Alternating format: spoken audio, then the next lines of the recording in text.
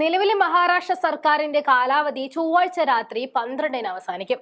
അതായത് മഹായുതിക്ക് മുഖ്യമന്ത്രി അടക്കം തീരുമാനിക്കാൻ മുന്നിലുള്ളത് മണിക്കൂറുകൾ മാത്രമാണ്. ഡൽഹിയിൽ അമിത്ഷായുടെ മേൽനോട്ടത്തിൽ ഇത് സംബന്ധിച്ച ചർച്ചകൾ കൊടുമ്പിരി കൊണ്ടിരിക്കുമ്പോൾ പന്ത് നിലവിൽ ബി.ജെ.പി. നേതാവ് ദേവേന്ദ്ര ഫട്നാവിസിന്റെ കോർട്ടിലാണ് നിൽക്കുന്നത്.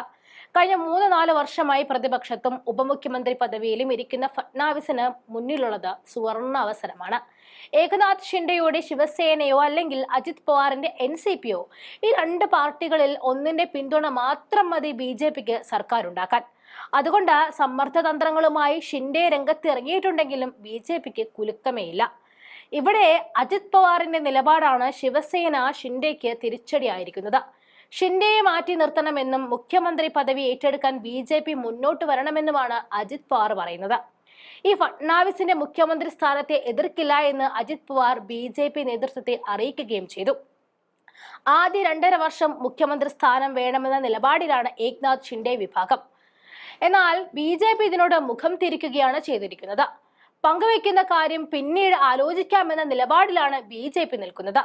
മുഖ്യമന്ത്രി പദവിയിലേക്ക് ഫട്നാവിസിന് എൻ.സി.പി. പിന്തുണ നൽകുമെന്ന് അജിത് പവാർ പക്ഷ നേതാവായ ഛഗൻ ഭുജ്ബൽ ആണ് അറിയിച്ചത്. മുംബൈ, താനെ, പൂനെ അടക്കം നഗരസഭാ തെരഞ്ഞെടുപ്പുകൾ പൂർത്തിയാകുന്നതുവരെ ഷിൻഡെയെ മുഖ്യമന്ത്രിയായി തുടരാൻ അനുവദിക്കുമെന്നും അഭ്യൂഹം പുറത്തുവരുന്നുണ്ട്. മഹാരാഷ്ട്രയിൽ ഇന്ത്യ സഖ്യത്തെ കടപുഴക്കിയാണ് എൻ.ഡി.എ വിജയിച്ചത്.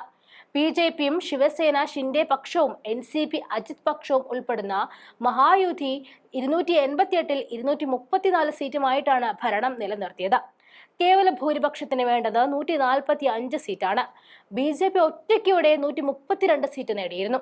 ഉദ്ധവ് താക്കറെ വിഭാഗത്തെക്കാൾ വലിയ വിജയം നേടാൻ ഷിൻഡെയ്ക്ക് സാധിച്ചു എന്നതിൽ തർക്കമില്ല. എന്നാൽ സീറ്റുകളിൽ ബി.ജെ.പി. വൻ കുതിച്ചുചാട്ടം നടത്തിയതോടെ ഏക്നാഥ് ഷിൻഡെയുടെ മുഖ്യമന്ത്രി മോഹങ്ങളാണ് കരിഞ്ഞു വീണിരിക്കുന്നത്. അജിത് പവാർ പക്ഷത്തെ മാത്രം കൂടെ നിർത്തിയാൽ ബി.ജെ.പിക്ക് മഹാരാഷ്ട്ര ഭരിക്കാം. ഷിൻഡെയുടെ സാന്നിധ്യം ആവശ്യമില്ല എന്ന് സാരം. മുഖ്യമന്ത്രി കസേര തിരിച്ചുപിടിക്കാമെന്ന മോഹത്തോടെയാണ് ഷിൻഡെ പോരാട്ടത്തിനിറങ്ങിയത്. ഉദ്ധവിനെ തോൽപ്പിക്കുന്നതിനോടൊപ്പം തന്നെ ബി.ജെ.പി. ജയിക്കാതിരിക്കാനുള്ള ചില കളികൾ മഹാരാഷ്ട്രയിൽ ഷിൻഡെ നടത്തിയിരുന്നു. എന്നാൽ ഫലമുണ്ടായില്ല എന്ന് മാത്രമല്ല, ബി.ജെ.പി. പോലും പ്രതീക്ഷിക്കാത്ത വലിയ വിജയമായിരുന്നു അവർ നേടിയത്. നേരത്തെ ശിവസേനയെ പിളർത്തി 40-ലധികം എം.എൽ.എമാരായിട്ടാണ് ഏക്നാഥ് ഷിൻഡെ ബി.ജെ.പിയുമായി സഖ്യമുണ്ടാക്കിയത്. അതേസമയം മുഖ്യമന്ത്രി കസേരയ്ക്ക് മഹായുതിയിൽ തർക്കം രൂക്ഷമാകുമ്പോൾ പ്രതിപക്ഷ നേതാവ് ആരെന്ന കാര്യത്തിൽ മഹാവികാസ് അഘാഡിയിൽ യാതൊരു തർക്കവുമില്ല.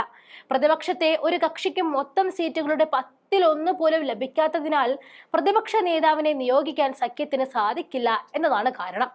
6 മാസം മുൻപത്തെ ലോക്സഭാ തെരഞ്ഞെടുപ്പിൽ 152 നിയമസഭാ സീറ്റിൽ മുന്നിട്ട് നിന്ന മഹാവികാസ് അഘാഡി 3-1 സീറ്റിലേക്കാണ് വീണത്. യഥാർത്ഥ ശിവസേന തന്റേതാണെന്ന് തെളിയിക്കുന്ന വിജയമാണ് ഏക്നാഥ് ഷിൻഡെ നേടിയത്. ഷിൻഡെ പക്ഷത്തിന് 57 ലഭിച്ചപ്പോൾ ഉദ്ധവ് പക്ഷത്തിന് ലഭിച്ചത് 20 സീറ്റ് മാത്രമാണ്.